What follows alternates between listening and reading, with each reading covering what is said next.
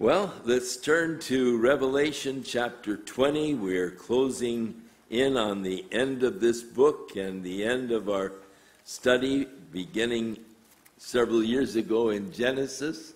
And here we are now coming down the wire. A couple more Sunday nights and we will have completed the Bible once again. Revelation chapter 20. And I saw an angel come down from heaven, having the key to the bottomless pit, and a great chain in his hand. The word bottomless pit is a translation of the Greek word abuso. And it would appear in the scriptures, a temporary place of incarceration for fallen angels and demons.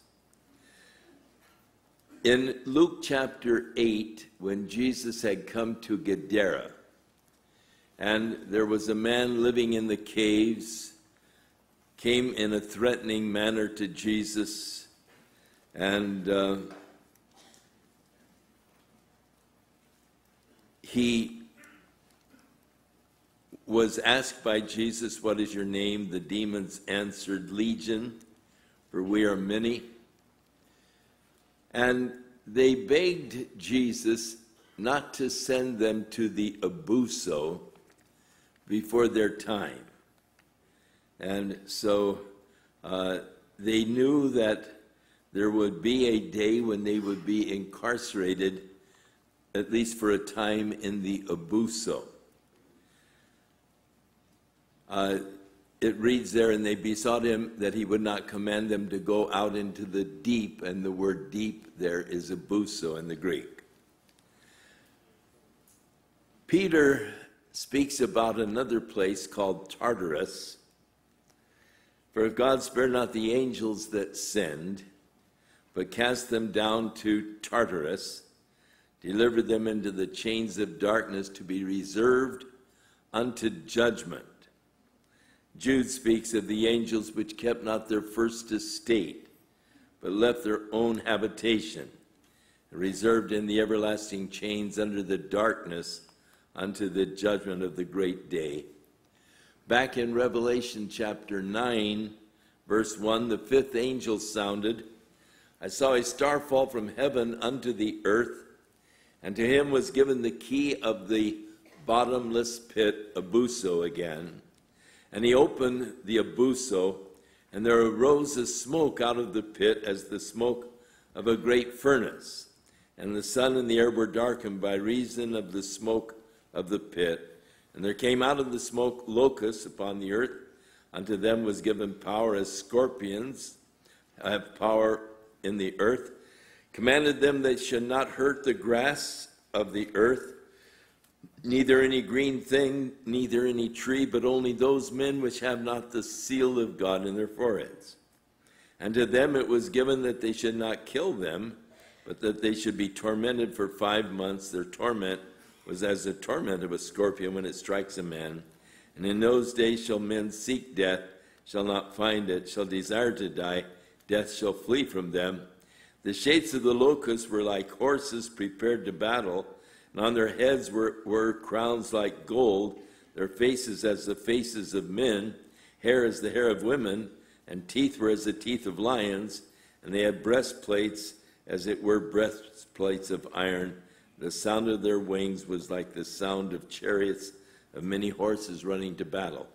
These spirit beings coming out of the abuso when it was opened in Revelation chapter 9:1.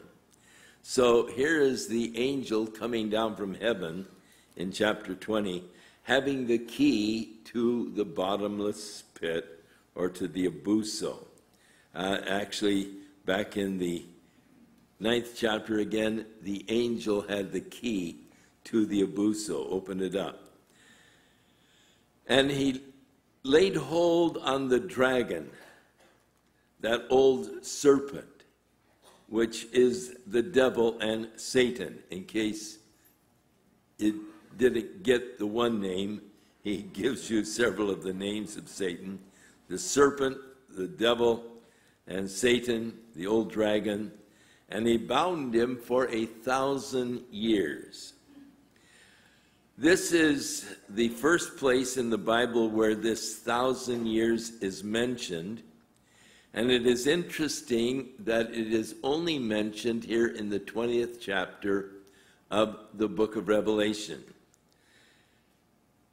There are many people who say, well, they don't believe in the millennium because the word millennium is not found in the Bible. And that's about as stupid as saying they don't believe in the rapture because the word rapture isn't found in the Bible. But that all depends on what Bible you are reading. If you are reading the Latin Vulgate Bible, you will find the word millennium here where it talks about 1,000 years. Because in Latin, 1,000 years is milli annum. Milli is for 1,000 and annum for the years, so 1,000 years, milli annum, and that's where we get our word millennium.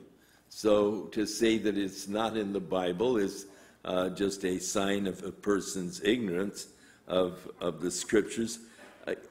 King James isn't the only Bible, and it's just an English translation. And so the same with rapture. It is a Latin word which means to be caught away, and it is translated in our English Bible, shall be caught up to meet the Lord in the air.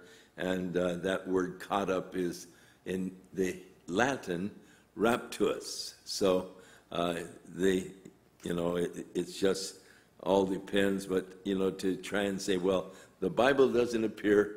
No, it doesn't appear in King James. Yet it is the 1,000 years does appear. And we are told 6 times here in Revelation 20, and it is the only place where it is mentioned in the Bible. However, the Old Testament is filled with prophecies. In fact, the majority of the prophecies of the Old Testament are concerning this 1,000-year reign of Christ upon the earth. And you can go through the Old Testament and find in practically every book of the Old Testament a reference to the time when Christ will be reigning over the earth, that 1,000-year reign of Christ.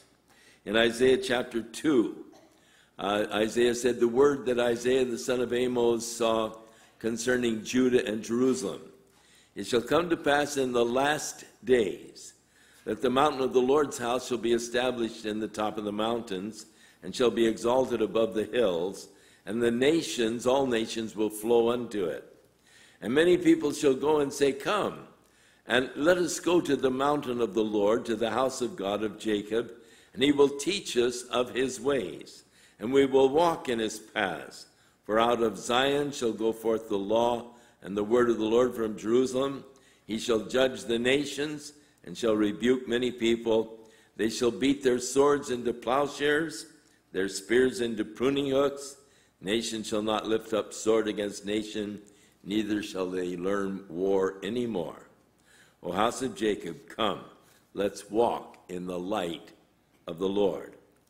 Daniel wrote, and in those days these kings shall the God of heaven set up a kingdom which shall never be destroyed, and the kingdom shall not be left to other people, but it shall break in pieces and consume all of these kingdoms, and it shall stand forever. Talking about this reign of Christ over the earth. Daniel 7:18. But the saints of the Most High shall take the kingdom and possess the kingdom forever, even forever and ever. And Daniel 7:22, until the Ancient of Days came, judgment was given to the saints of the Most High, and the time came that the saints possessed the kingdom. So the glorious, what we call kingdom age. And that is what we're praying for when we pray, thy kingdom come, thy will be done in earth as it is in heaven. We are praying for this coming of Jesus Christ to establish